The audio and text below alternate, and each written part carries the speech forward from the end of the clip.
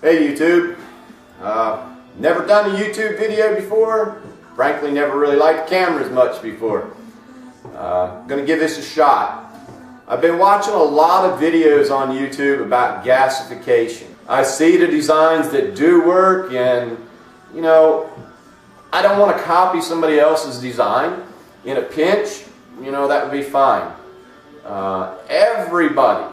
Everybody has little issues with their units, whether they want to tell you they do or not, whether that issue is a maintenance issue, whatever it could be. Everybody has issues. You don't build a gasifier and actually use it and not have issues with it. Things burn out on it, requires maintenance. You don't just build this thing, fire it up, and decide that now you've got unlimited gas forever and you don't have to do anything but throw wood in it. If that's what you think, you need to stick with going to the gas station.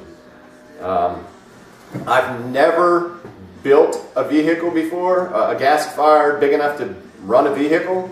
I have built some that would run big generators, a couple diesel generators, but it's never been about showing off what I've done. It's always been about real world practicality. I need it to work. It's not a, I want it to work, it's a, I need it to work. Whether you realize it or not, the power grid in the United States is the most vulnerable power grid in the world.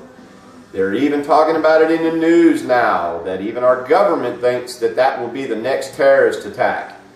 If our power grid goes down to that magnitude, it's going to put us in the 18th century overnight. If you're not ready, you're going to suffer. When that power grid goes down, or when that natural disaster hits, that's more what I'm preparing for, is the natural disasters, not so much a terrorist attack. But once that disaster hits, that's not the time to decide that you want a gasifier so you can run the generator because you're either cold or you're hot or you want to run your refrigerator or whatever reason, lights, whatever reason it is. My goal in this series is I have an older S10 Chevrolet pickup truck, extended cab, full-size bed. I'm going to build this gasifier to put on that truck and make a journey north to see some family. Just because I can. So that's what's inspired all this. Just prove to myself that I can.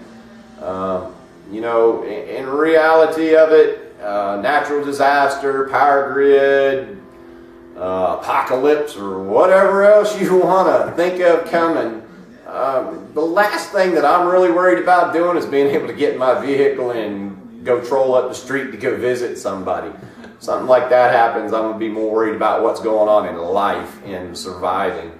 To be able to move and get around would be essential in time, and that's where this is coming from. I'm going to show you this build. I don't understand why people won't tell you why, what is what, and like I said, by no means do I think I have all the answers. I'm not the guru in this. I'm just sharing with you what works for me, what I've done. Now this particular unit here, I've never built one to this scale, but I'm taking what I do know works for the smaller units that I've built, and I'm just ramping that up, and I intend to make this thing work one way or another. One thing I do want to mention, I see an awful lot of videos of people cutting these propane tanks. Please be careful doing this.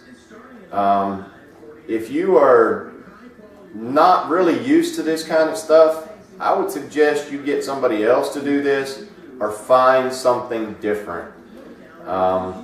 This particular tank right here, I've had the valve out of this thing for 2 weeks. It has sat full of soap and water that entire time.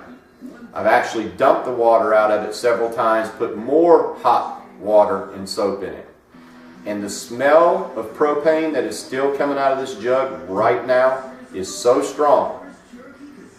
I can put a match over the front of this or a lighter in front of this and it does nothing.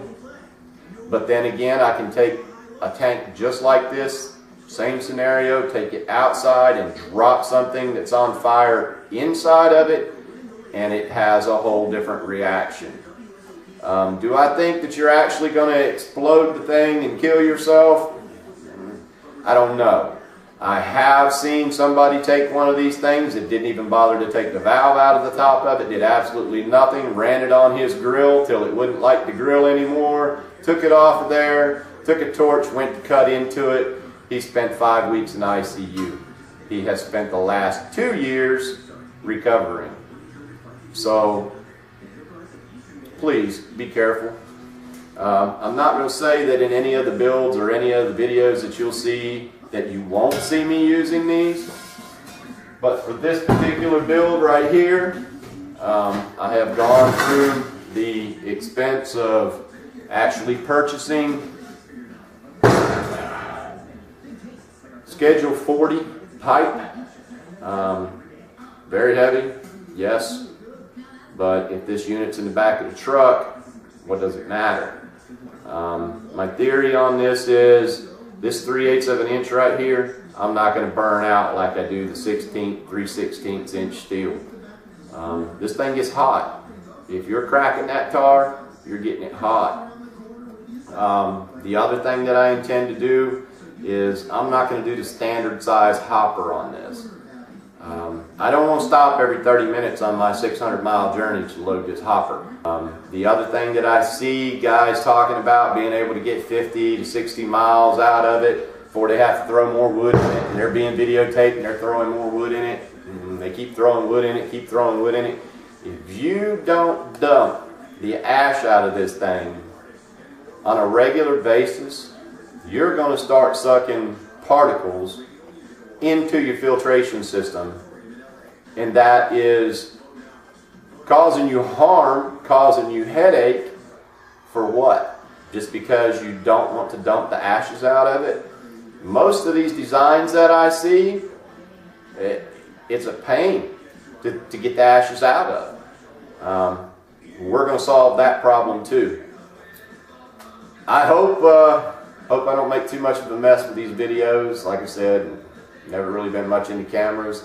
This is actually the very, very first video that I've ever made. And that's actually a little white lie. This is probably about the 30th one that I've tried to make for this intro. But anyway, let's get started. See what we can do here.